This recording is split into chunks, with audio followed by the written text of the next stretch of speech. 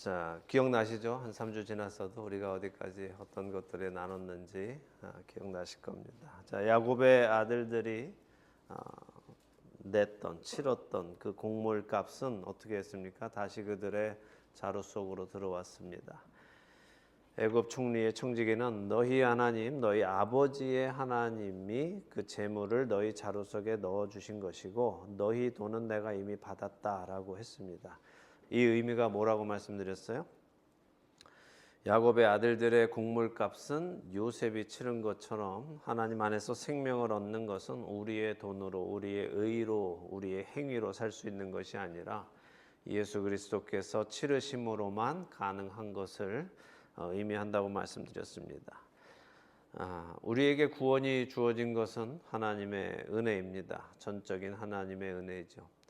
우리는 이 요셉과 형들 사이에 일어나는 일을 보면서 복음의 원리는 무언가, 복음이란 무엇인가를 잘 알 수 있습니다. 그중 하나가 방금 나누었던 생명은 우리의 의로 살 수 없다 하는 것입니다. 오늘 또 하나의 복음의 원리를 좀 생각해 보도록 하겠습니다. 우리는 애굽으로 곡물을 사러 온 형들을 보고 요셉이 아직도 자신의 정체를 숨기고 그들을 시험하는 것을 알죠. 오늘 그 시험이 본격적으로 치러지는데 좀 보도록 하겠습니다. 우리가 마지막으로 창세기 43장 보았을 때 야곱의 아들들이 애굽 총리의 집에 초대받아서 가게 된 것까지 보았습니다. 그들이 그렇게 총리의 집에 들어가게 되었고 그곳에서 애굽의 총리인 요셉과 점심 식사를 하기로 했죠. 오늘 그 창세기 43장 32절에서 34절을 먼저 좀 읽어보겠습니다. 32절에서 34절 먼저 읽겠습니다. 함께 읽죠. 그들이 요셉에게 따로 차리고 그 형제들에게 따로 차리고 그와 함께 먹는 애굽 사람에게도 따로 차리니 애굽 사람은 히브리 사람과 같이 먹으면 부정을 입음이었더라. 그들이 요셉 앞에 앉되 그들의 나이에 따라 앉히게 되니 그들이 서로 이상히 여겼더라. 요셉이 자기 음식을 그들에게 주되 베냐민에게는 다른 사람보다 5배나 주매 그들이 마시며 요셉과 함께 즐거워하였더라. 아멘. 자, 요셉은 야곱의 아들들을 11명을 지금 나이 순서대로 앉혔습니다. 그랬더니 서로 그것을 이상히 여겼다라고 말하죠. 왜 이상하게 여겼을까요? 아니, 어떻게 우리 11명의 나이 순을 정확하게 알지? 이상하게 여겼다는 겁니다. 언뜻 우리는 얼굴 보면 대충 나이가 나오지 않을까 그런 생각을 하겠지만 사실 조금만 생각해 보아도 그럴 수 없다는 것을 알 수 있습니다. 왜냐하면 이 11명의 아들들이 한 어머니에서 난 것이 아니라 만약에 한 어머니에서 11명이 차례로 났다면 대충 얼굴 보면 특별히 건너지 않았으면 대충 나이를 알 수 있지 않겠습니까? 얘가 맞이고 둘째고 셋째고. 근데 지금 이 11명은 어땠습니까? 위에 4명까지는 그래도 레아가 순서대로 나왔지만 그 뒤부터는 이제 뒤죽박죽으로 막 아기 낳기 게임 이 경쟁이 붙어가지고 수시로 나게 됐지 않습니까? 그러니까 나이 차이가 별로 없고 한 해에 2명씩 3명씩 났을 수도 있죠. 그렇게 이들을 지금 순서대로 앉힐 수 있는 것은 요셉이 이들을 알기 때문에 가능한 것이고 총리가 요셉인 줄 모르는 형제들은 지금 이게 우연치고는 참 이상하다 하고 생각했다는 것입니다. 자, 그런데 요셉이 이 야곱의 11명 아들들을 쫙 앉혀놓고서는 음식을 베푸는데 특별히 베냐민한테는 다른 사람들보다 5배나 주었습니다. 왜 베냐민한테는 5배를 주었을까요? 물론 베냐민이 자신의 친동생이고 나머지는 배다른 형제들이니까 더 사랑해서 그랬을 수도 있겠지만 그것보다 더 중요한 것은 베냐민을 특별 대우해 주면서 형들의 반응을 보려는 것입니다. 형들이 특별히 사랑받던 요셉 자신을 미워했고 그로 인해서 지금 노예로까지 이렇게 팔려오게 되었기 때문에 이제 혼자 남은 베냐민을 형들이 어떻게 생각하고 있는지 그들이 변화되었는지 아닌지 그것을 지금 시험하려고 하는 것이죠. 만일 형들이 변화되지 않았다면 지금 베냐민이 5배의 음식을 받았을 때 형들은 어떤 반응을 보였겠습니까? 베냐민 저 자식은 집에서도 아버지의 사랑을 독차지하더니 여기 애굽에서도 사랑을 또 독차지하네. 밥맛 없는 놈 하면서 불편한 기색을 보이지 않았겠습니까? 근데 여기 형들이 어땠다고 하십니까? 그들이 마시며 요셉과 함께 즐거워하였다 했습니다. 자, 형들이 시험 통과했습니까? 못했습니까? 첫 번 시험은 통과했습니다. 근데 시험이 여기서 끝나지 않아요. 다음 장으로 넘어가 보겠습니다. 44장 가겠습니다. 1절에서 3절 읽겠습니다. 44장 1절에서 3절입니다. 요셉이 그의 집 청지기에게 명하여 이르되 양식을 각자의 자루에 운반할 수 있을 만큼 채우고 각자의 돈을 그 자루에 넣고 또 네 잔 곧 은잔을 그 청년의 자루 아귀에 넣고 그 양식값 돈도 함께 넣으라 하매 그가 요셉의 명령대로 하고 아침이 밝을 때에 사람들과 그들의 나귀들을 보내니라. 자, 요셉은 다시 어떻게 해요? 양식값을 다시 그들의 자루 속에 다 넣어줬습니다. 그들에게 생명을 주는 곡물의 값은 요셉이 지불한다는 것을 다시 분명하게 합니다. 근데 이번에는 자신의 은잔도 베냐민의 자루에 넣도록 시키죠. 그리고 요셉의 청지기는 그 말대로 시행합니다. 아침이 밝자 요셉의 아들들은 자신들의 나귀에 곡물을 싣고 이제 가나안으로 출발합니다. 이들의 기분이 어땠을까요? 아들들의 기분 너무 행복했겠죠. 흡족했겠죠. 모든 일이 다 잘 돼서 이제 고향으로 곡물을 잔뜩 가지고 가니 아버지도 기뻐하실 것이고 잡혀 있었던 시므온도 풀어졌고 베냐민도 무사히 집으로 데리고 가게 되니까 그들은 아주 기쁜 마음으로 가볍게 그 길을 출발했을 것입니다. 이제 4절에서 10절 또 읽어보겠습니다. 그들이 성읍에서 나가 멀리 가기 전에 요셉이 청지기에게 이르되 일어나 그 사람들의 뒤를 따라가서 그들에게 이르기를 너희가 어찌하여 선을 악으로 갚느냐 이것은 내 주인이 가지고 마시며 늘 점치는 데에 쓰는 것이 아니냐 너희가 이같이 하니 악하도다 하라. 청지기가 그들에게 따라가서 그대로 말하니 그들이 그에게 대답하되 내 주여 어찌 이렇게 말씀하시나이까 당신의 종들이 이런 일은 결단코 아니하나이다. 우리 자루에 있던 돈도 우리가 가나안 땅에서부터 당신에게로 가져왔거늘 우리가 어찌 당신의 주인의 집에서 은금을 도둑질하리이까 당신의 종들 중 누구에게서 발견되든지 그는 죽을 것이요 우리는 내 주의 종들이 되리이다. 그가 이르되 그러면 너희의 말과 같이 하리라. 그것이 누구에게서든지 발견되면 그는 내게 종이 될 것이요 너희는 죄가 없느니라. 아멘. 자, 그렇게 야곱의 아들들이 출발하자 요셉은 급히 자신의 청지기에게 그들을 쫓아가서는 누명을 씌우라고 명합니다. 요셉의 청지기는 그가 시키는 대로 그들을 따라잡아서 누명을 씌우죠. 너희가 어찌 호의를 이렇게 악으로 갚느냐 어찌 총리의 은잔을 훔쳐가느냐 하며 누명을 씌우니까 야곱의 아들들이 화들짝 놀랍니다. 사실 정말 이런 상황에서 도둑질하는 사람이 어디 있겠습니까? 정말 악한 사람 외에는 다 은혜에 감사해서 그런 일을 할 일이 없죠. 야곱의 아들들은 그런 일을 절대 할 일이 없다고 생각하니까 자신들의 무죄를 주장합니다. 그러면서 9절에 누구에게서 발견되든지 그는 죽을 것이요 우리는 내 주의 종들이 되겠습니다 라고 말합니다. 자, 우리 중에 그런 나쁜 놈이 있다면 죽어 마땅하고 우리는 총리의 종이 되겠습니다 하는 말입니다. 다시 말해 그런 일은 절대로 없고 우리들은 결박합니다 하는 것이죠. 자, 그 말을 들은 청지기가 그들에게 아주 중요한 말을 하는데요. 좋다. 너희가 그렇게 결백하다니 너희가 이 일에 함께 도모한 것 같지는 않구나. 그럼 너희가 공모한 일이 아니니까 내가 은잔을 찾으면 그 자루의 임자만 잡아가고 나머지는 죄가 없는 것으로 알겠다라고 하면서 베냐민을 제외한 나머지 10명의 형들이 빠져나갈 수 있는 길을 만들어줬습니다. 그 길을 열어둔 거죠. 이제 자루를 뒤지면 베냐민의 자루에서 은잔이 나올 텐데 형들은 어떤 반응을 보일까요? 자, 11절에서 13절 또 보겠습니다. 그들이 각각 급히 자루를 땅에 내려놓고 자루를 각기 푸니 그가 나이 많은 자에게서부터 시작하여 나이 적은 자에게까지 조사하매 그 잔이 베냐민의 자루에서 발견된지라. 그들이 옷을 찢고 각기 짐을 나귀에 싣고 성으로 돌아가니라. 자, 요셉이 계획한 대로 되었습니다. 형들이 의기양양했겠죠. 나이 많은 사람부터 자루를 열기 시작해서 한 명, 두 명, 세 명, 네 명, 다섯 명, 여섯 명, 일곱 명, 여덟 명, 아홉 명, 10명까지 안 나왔으니 형들은 분명히 자신들이 결백한 것이 증명될 거라고 생각했습니다. 근데 마지막 11번째에 제일 동생인 베냐민 자루에서 은전이 나왔습니다.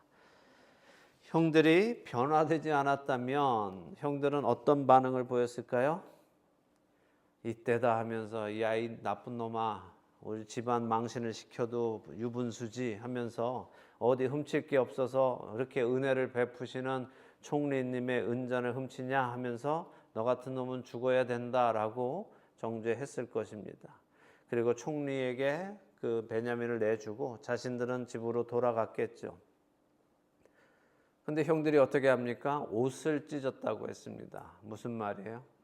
지금 이 일에 대해서 원통해하고 애통해하고 슬퍼하고 있다는 것이죠. 그리고 베냐민만 보내는 것이 아니라 어떻게 했습니까? 베냐민과 함께 총리의 집으로 돌아갑니다.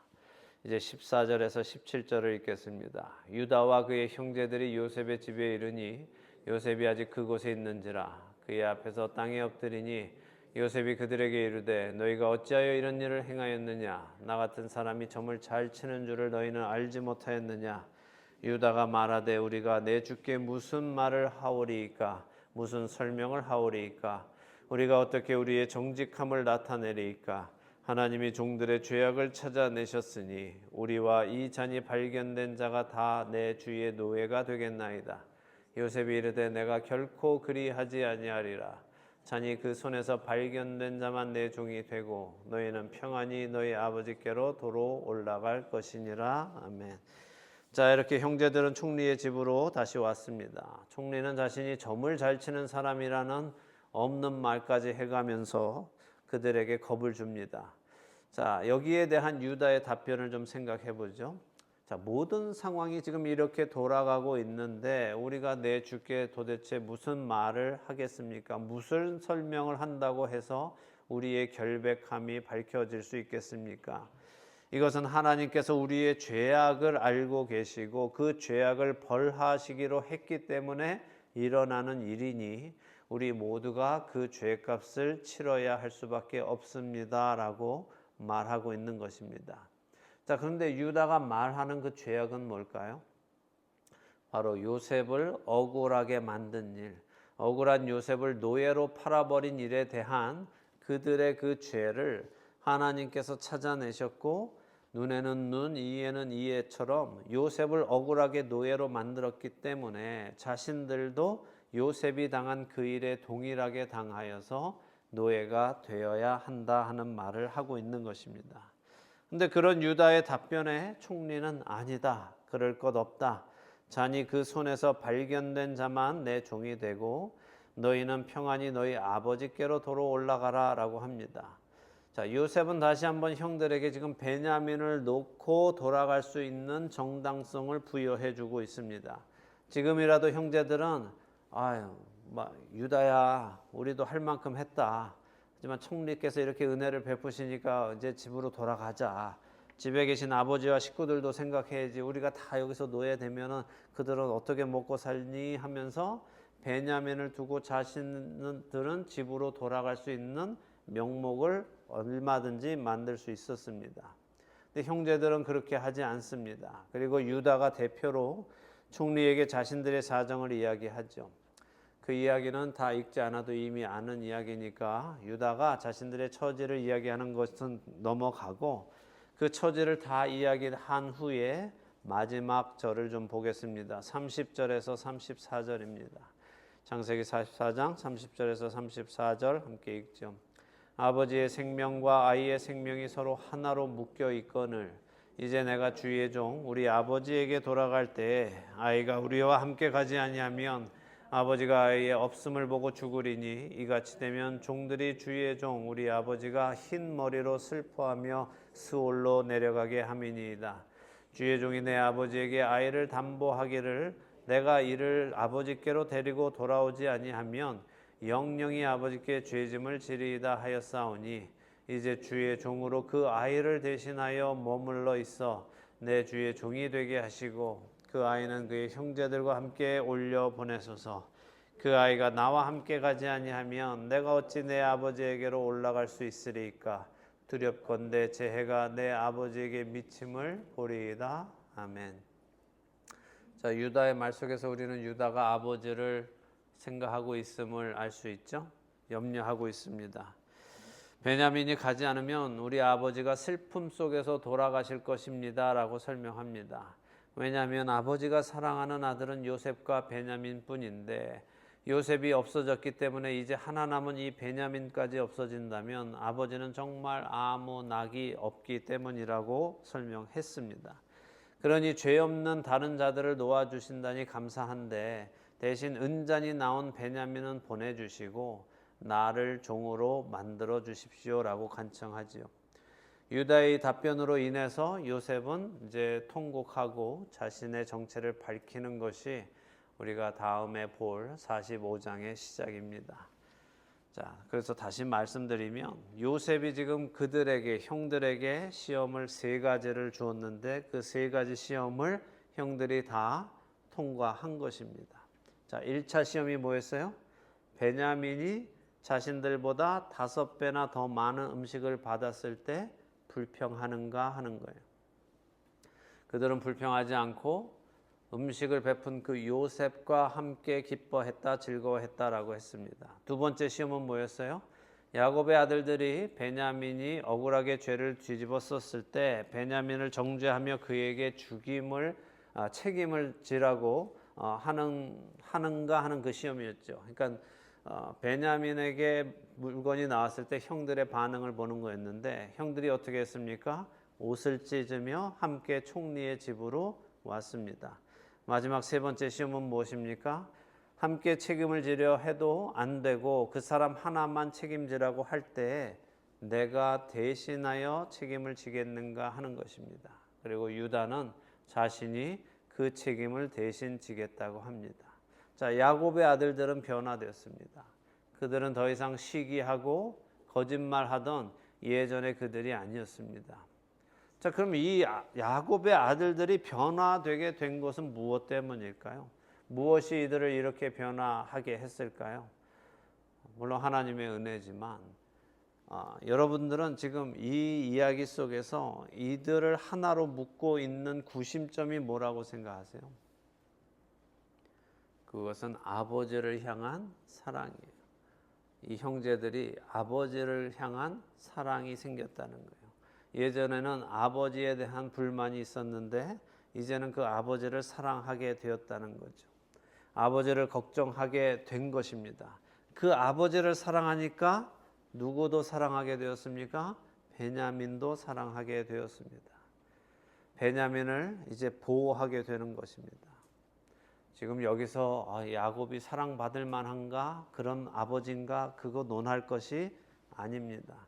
참된 사랑은 사랑받을 만해서 주는 것이 아니기 때문이에요. 참된 사랑은 상대를 위한 사랑입니다. 상대의 유익을 위해 하는 사랑입니다. 자, 이 이야기 속에서 복음의 원리를 한번 정리해 보겠습니다. 자, 요셉으로부터 공물을 받는 것은 뭘 의미한다고 말씀드렸어요? 예수님으로부터 생명을 얻는 것이라고, 그것의 상징이라고 말씀드렸습니다. 다시 말해 구원을 상징하는 것입니다. 그런데 그 구원에 이르는 믿음은 시험을 통과해서 증명해내야 합니다. 자신에게 구원에 이를 믿음이 있다는 것을 우리는 삶 속에서 증명해내야 한다는 것입니다. 첫째, 다른 성도가 나보다 더 가졌다고 해서 불평하지 않고 시기하지 않고 야곱의 아들들이 그 음식을 베푼 총리와 기뻐한 것처럼 우리 역시 이 모든 것을 베푸시는 하나님의 주권을 신뢰하며 함께 기뻐하는 믿음이 있는가 점검해 봐야 됩니다. 왜 쟤는 더 많이 주고 나는 안 주고, 왜 저 사람은 더 성공하게 하고 나는 안 하고, 왜 누구는 뭐가 있는데 나는 없고 하는 것은 하나님 안에서 함께 기뻐하지 못하는 모습입니다. 또한 성도들 사이에 죄를 지은 사람이 나타날 때 정죄부터 하는 것이 아니라 수근수근하는 것이 아니라 형들이 옷을 찢으며 슬퍼한 것처럼 성도가 죄를 지은 것에 슬퍼하고 애통하는 반응이 먼저 나타나야 합니다. 그리고 더 나아가서 함께 그 일에 대한 책임을 지려고 하는 믿음이 있어야 합니다. 마지막으로 유다가 베냐민의 잘못을 대신해서 종이 되겠다고 한 것처럼 예수 그리스도께서 우리의 잘못을 대신하여 십자가를 지시고 죽음을 맞이하신 것처럼 우리 역시 다른 성도들을 위해 우리의 생명까지 내어줄 수 있는 믿음에 가야 하는 것입니다. 우리의 믿음은 이 1차, 2차, 3차의 시험 속에서 몇 차의 시험까지 통과할 수 있다고 생각하십니까? 여러분은 이 1차, 2차, 3차의 믿음의 시험에서 몇 차까지 통과하실 수 있으세요? 아직 1차도 통과 못했는데 2차, 3차를 생각하면 가슴이 탁 하고 막혀 오실 것입니다. 어쩌면 그런 것은 불가능해 라고 생각하실지도 모릅니다. 그러나 그렇지 않습니다. 기독교 역사 속에는 3차까지의 시험을 통과한 수많은 성도들이 살아갔습니다. 내가 안 된다고 다른 사람도 안 될 것이라는 생각은 하지 마시기 바랍니다.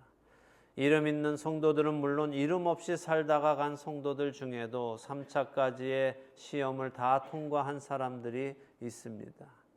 우리가 우리의 믿음을 늘 나보다 못한 사람들과 혹은 비슷비슷한 사람들과 비교하면서 살아가니까 내 믿음이 괜찮은 믿음이라고 착각하고 살아가는 것이지, 우리가 우리의 믿음을 성경의 기준으로 점검하고 살아간다면 우리는 우리의 믿음이 형편없는 믿음인 것을, 구원에 이를 수도 없는 믿음인 것을 깨닫게 될 것입니다.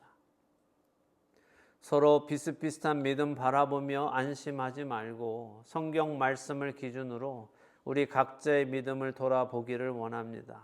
그리고 점검하고 변화받기를 원합니다. 기억해야 할 것은 형들의 변화의 구심점은 뭐라고요? 아버지를 향한 사랑이었어요. 사랑이 그 일을 할 수 있게 하는 것입니다. 그것을 예수님께서 요한복음에서 말씀해 주십니다. 요한복음 15장 펴보시기 바랍니다. 신약으로 와서 요한복음 15장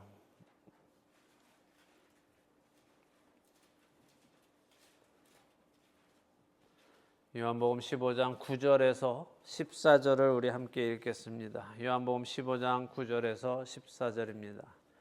아버지께서 나를 사랑하신 것 같이 나도 너희를 사랑하였으니 나의 사랑 안에 거하라. 내가 아버지의 계명을 지켜 그의 사랑 안에 거하는 것 같이 너희도 내 계명을 지키면 내 사랑 안에 거하리라. 내가 이것을 너희에게 이름은 내 기쁨이 너희 안에 있어 너희 기쁨을 충만하게 하려 함이라. 내 계명은 곧 내가 너희를 사랑한 것 같이 너희도 서로 사랑하라 하는 이것이니라. 사람이 친구를 위하여 자기 목숨을 버리면 이보다 더 큰 사랑이 없나니 너희는 내가 명하는 대로 행하면 곧 나의 친구라. 아멘. 하나님 아버지께서 아들 예수님을 사랑하셨기에 예수님 안에는 기쁨이 충만했다고 말씀하세요.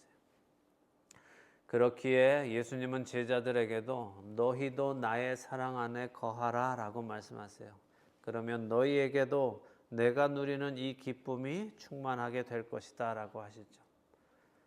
형들이 베냐민이 더 5배나 많은 음식을 받는 것에도 기뻐할 수 있었던 것은 그들이 사랑 안에 거했기 때문에 그렇습니다. 예수님께서 아버지의 계명을 지키신 것은 예수님이 아버지를 사랑하셨기 때문입니다. 그렇기에 제자들도 예수님을 사랑하면 예수님의 계명을 지킬 것이라고 예수님 말씀하십니다. 그리고 그 예수님이 주신 계명은 예수님이 우리를 사랑하신 것처럼 서로 사랑하라는 말씀입니다. 형제를 서로 사랑하라는 말씀이죠. 친구를 위하여 자기 목숨을 버리는 가장 큰 사랑에까지 자라가라라는 말씀입니다. 바로 그런 사람들이 예수님의 친구라고 하십니다. 예수님을 사랑하는 우리가 되기를 바랍니다. 예수님 안에 거하는 우리가 되기를 바랍니다. 이것은 그냥 가만히 있으면 되는 일이 아닙니다. 야곱의 아들들은 어떻게 아버지를 사랑할 수 있게 되었을까요? 가만히 있었더니 아버지를 사랑하게 되었을까요? 그 아버지를 곁에서 보며 함께 생활하며 그 아버지를 차츰차츰 사랑하게 되었고, 아버지의 입장에서 생각하게 되었고, 아버지의 관점에서 아버지를 보기 시작하며 그 아버지를 사랑하게 된 것입니다. 그리고 하나님의 은혜 안에서 그렇게 된 것입니다.